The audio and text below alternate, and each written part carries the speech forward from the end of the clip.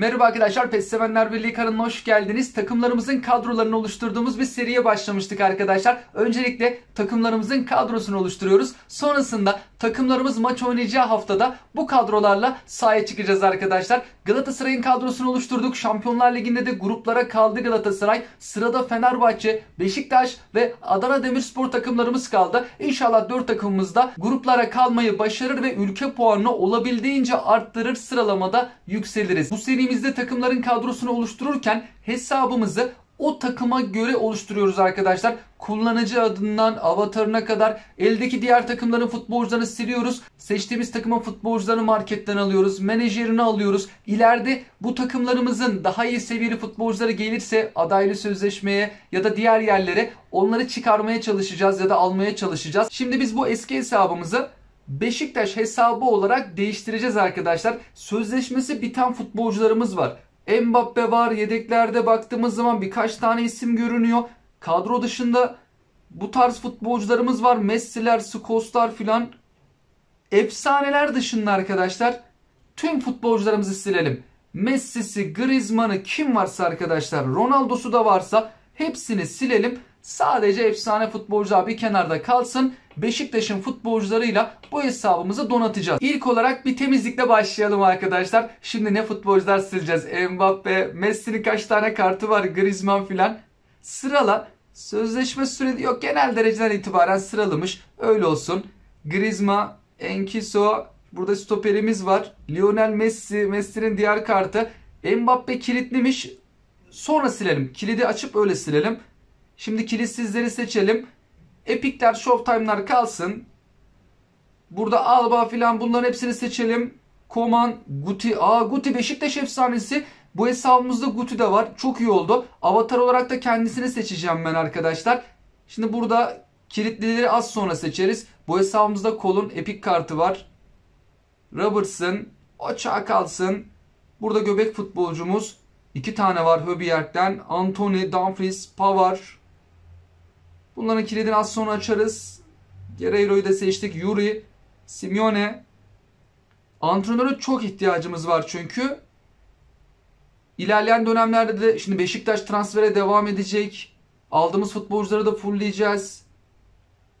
Takımlarımızın ileride Player of the Week'e falan futbolcusu gelecektir. Onları aldığımızda da antrenöre çok ihtiyacımız olacak. GP'miz var ama yine de GP'miz artsın. Sözleşme yenileme bileti falan da hediye edildi. Şimdi bu kilitlileri ben seçeyim arkadaşlar. Kilidini kaldıralım. Kilitli futbolcuların kilidini açtım arkadaşlar. Tekrardan silmeye devam ediyoruz. Mbappe, Koulibaly, Harry Kane. Burada Koman var. Renkli kartı. Müller, Rüdiger, Barella, Rüdiger. Sterling, Lloris. Gosens, Ben Yedder, Carvalho, Alphonso Davies, Fekir, Bastoni. Felix Gueye, Rafa Silva, Bentancur. Buradaki isimleri de hemen seçelim. 5 yıldızlar daha fazla GP ve DP vermekte. Ve serbest bırak. Bir tane oyuncu kilitli galiba arada. Bir bakalım arkadaşlar, o kilitli bozuyordur işi. Şöyle baktığımızda birinin kilidi var. Ya da elimizde az oyuncu kalıyor diyor. Tamam. Doğru, 49 tane ismin 36'sını sildik mi geriye pek oyuncu kalmıyor. Şimdilik şu düşük seviyeli futbolcularımızı silmeyelim arkadaşlar. Yüksekleri silelim ki daha fazla antrenörümüz olsun. Serbest bırak. Tamamdır. Beşiktaşlı futbolcuları aldığımızda bunları sileriz arkadaşlar. O zaman sözleşmesi bitmiş bu isimleri satarız. Şu an GP'miz 2.153.893. Beşiktaş kadrosunu oluşturduğumuzda bakalım ne kadar GP harcamış olacağız. Spor Toto Süper Lig Beşiktaş. Şenol Güneş kaç GP acaba? 10.000 GP. Takım oy tarzına baktığımızda top çevirmesi 68, uzun topla kontrası 64, uzun topu 66. 3 farklı oyun tarzıyla oynayabiliriz aslında. Birbirine çok yakın. Şimdi markete gelelim. Beşiktaş tabi transfer döneminde çok hızlı değildi. Yine de oyuncuları aldı. Geçen sene Şubat ayında önemli transferlerini yapmıştı. 2 tane daha transfer yapacağını Ahmet Nur Çebi açıklamıştı. Markete eklenmeyen futbolcu olabilir. Oxlade-Chamberlain eklenmemiş gibi duruyor.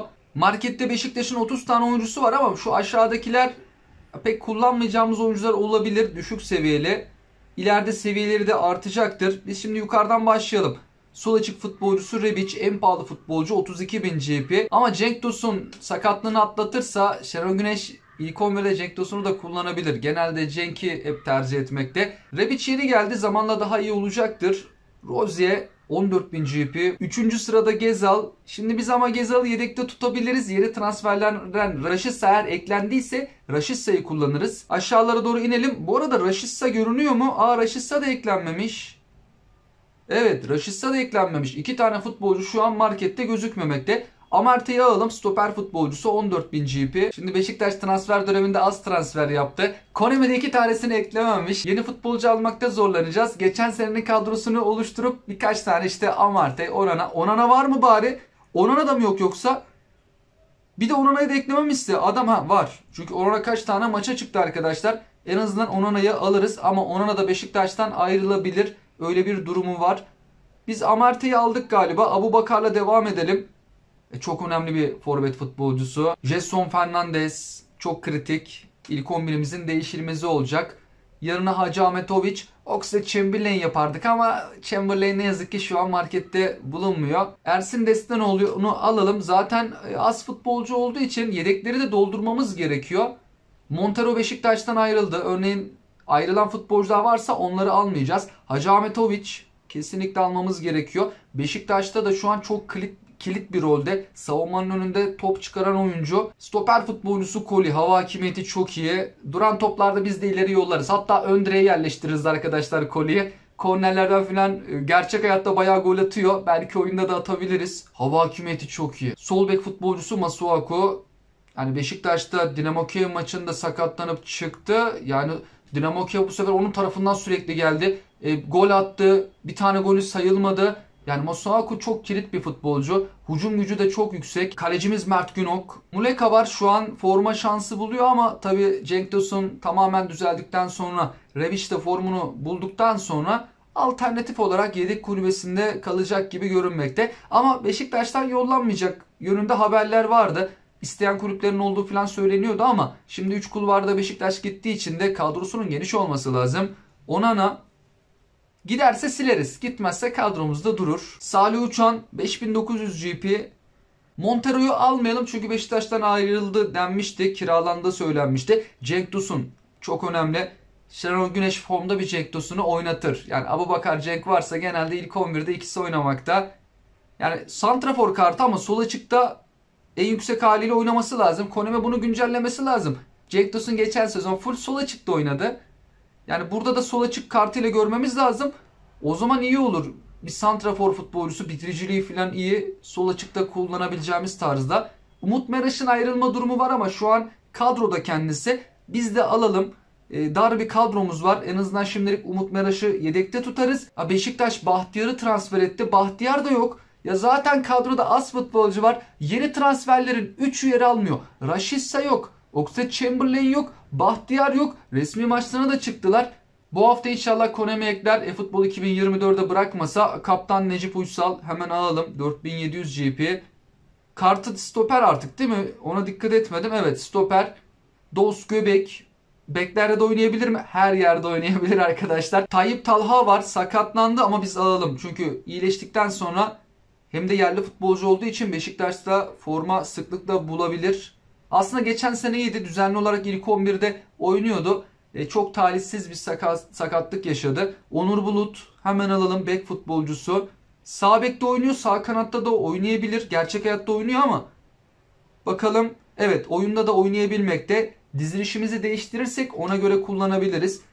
Hasic'le yollar ayrıldı mı? Kiralanmış olabilir belki. Şimdi bir Utku Yuvakuran, ya kadroyu doldurmak için belki alabiliriz. Semih Kılıçsoy'u alalım ama bu sezon sıklıkta forma şansı bulacak, öyle görünüyor kendisi. Avrupa'da da gol atmıştı. Çok genç yaşında golle tanıştı. Burada Demir Ege Tıknaz var. Önemli bir futbolcu. Forma da bulabilir, kiralanmadı da. Çok değişik bir tarzı var. Uzun boylu, ayağı da iyi, çalımı da var. Yani bakıldığında çalım atamaz gibi görünüyor ama rahat adam geçiyor. Düzenli oynatılsa bu futbolcumuzun önü çok açık. 3000 GP'yi aldık kendisine. Şimdi bu stoperimiz uzun süreli sakatlanmıştı. Biz alalım. Kadroda olmadıysa yedeklerde tutarız. Şimdi markete eklenmeyen 3 tane futbolcu var. Bahtiyar, Oxlade-Chamberlain, Rashica. 3 tane isim alacağız. Beşiktaş 2 tane transfer yapacağını da açıklamıştı. Daha 5 tane daha futbolcuyu kadroya dahil edeceğiz. Kerem Atakan Keskin'i kiraladılar mı? Kiralamadılar mı? Bir adı geçiyordu ama biz yine de alalım. Belki henüz daha kiralanmamış olabilir arkadaşlar. Mecbur kadroyu doldurmak için yedeklere ihtiyacımız var. Burada almadığımız bir isim kalmadı galiba. Oynayan isimleri aldık. Şimdi bir kadroya bakalım. Tamamlayabildik mi? Kadroya bakmayalım arkadaşlar. Diğer ayarlamaları yapmadık. Kullanıcı adını, takımı falan değiştirelim. Kullanıcı bilgileri, kullanıcı detayları diyelim. Buradan kullanıcı adını değiştireceğiz. Ben öylesine basmışım hesaba başlarken. Caya, UAE'yi falan klavyeden basmışız. Anlamsız bir kelime olmuş. Takımlarımızın efsane isimlerine yer vererekten kullanıcı adı oluşturuyorduk. Galatasaray oluştururken 1905 Metin Oktay demiştik. Fenerbahçe'de 1907 Lefter dedik. Beşiktaş'ta Süleyman Seba gibi çok büyük bir efsane bulunmakta. Süleyman Seba'nın askerleriyiz mesela çok söylenir. Ama biz şöyle yapalım. 1903 Süleyman Seba varsa alalım. Bir bakalım. Alınmadıysa alalım. 1903 S'yi büyük harfle yazalım. Süleyman Seba'yı soy ismini de büyük yazabiliriz. Seba. A harfi olmadı. Süleyman Seba'nın o zaman farklı bir kullanıcı adı bulsak ya da daha eskiye gitsek Baba Hakkı'yı mı yazsak? 1903 Baba Hakkı. O da Beşiktaş'ın efsanelerinden biri. Seba'dan önce. Baba Hakkı diyelim. 1903 Baba Hakkı. Şimdi Türkçe şeyi kabul etmeyecek. I'yı. O zaman Hakkı'yı büyük yazarız. Hak büyük Hakkı. 1903 Baba Hakkı. Bence bu alınmamıştır. Çünkü Hakkı'yı da büyük harflerle yazdık. Kullanıcı adı değiştirildi. Avatar için Beşiktaş'ta oynayan bir ismi seçeceğiz. O da Guti. Guti dışında Beşiktaş'ta oynayan burada Japon futbolcu da var, Kagawa. O da Beşiktaş'ta oynamıştı. Ama ben Guti'yi seçeyim. Başka isim var mı bakıyorum ama Beşiktaş'ta oynayan şöyle baktığımızda yok. Başka bir isim yer almamakta. Hızlıca da şöyle bakıyorum. Forlan'ın da o kadar transferde o da hep bizim ülkede geçerdi. Hiçbir takımımız almadı. Guti. İleri diyelim. Siyah beyaz yapacağız arka planı. Şu olabilir. Şu da var. Şu da var. Şurada bu da var. Başka var mı? Bu da çok siyah. Beyazı pek beyaz değil. Şimdi ya bu. Ben bu seçimlerde pek iyi değilimdir. Şöyle bir baksak. Mesela bu biraz daha benim hoşuma gitti. Tam böyle Guti'nin kafasının arkası bembeyaz oldu. Daha bir belirgin. Bu da var. Bu da şeritli. Ya benim bu daha bir hoşuma gitti gibi. Siz de yorumlarınızı yazabilirsiniz arkadaşlar. Ya o değil şunu seçsen daha iyiydi filan. Bitti diyelim. Evet. Avatarı da belirledik. Şimdi kadromuzu oluşturup oyuncularımızı güçlendireceğiz. Kadromuzu güçlendirdik arkadaşlar. Eldeki antrenörlerin çoğunu harcadık. Yeni gelecek futbolculara çok antrenör kalmadı. Antrenör kasmamız lazım. Salih Uçan'ı tam olarak fullemedim. Çünkü Salih'i belki kadrodan çıkarabiliriz. Orta sahaya daha Oxlade-Chamberlain gelecek. Beşiktaş bir transfer daha yapabilir. Ama yine de yükselttim seviyeyi. Eldeki antrenörleri göstereyim. Bu kadar kaldı. Yani 10.000'likten sadece bir tanemiz var. 4.000'lik hiç kalmadı. 1000'liklerle de bir tane futbolcu da fullleyemeyiz.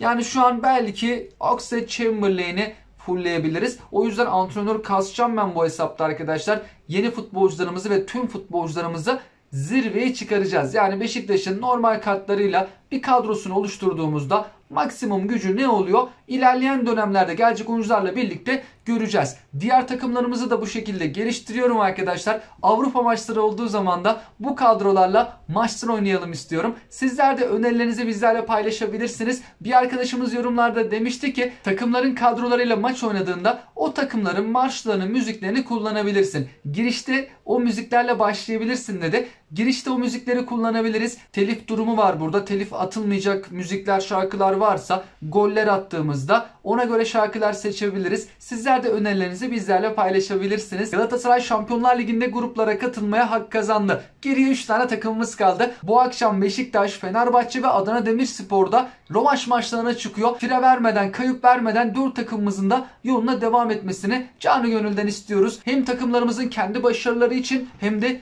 ülke puanı için tüm takımlarımızın yoluna Avrupa'da devam etmesi lazım. Kanalımızda Azerbaycan'dan da birçok arkadaşımız bulunmakta. Azerbaycan takımlarına da Avrupa maçlarında canı gönülden başarılar diliyorum. Tüm bunlarla alakalı, maçlarla alakalı tahminlerinizi, görüşlerinizi bizlerle paylaşabilirsiniz. Hoşçakalın.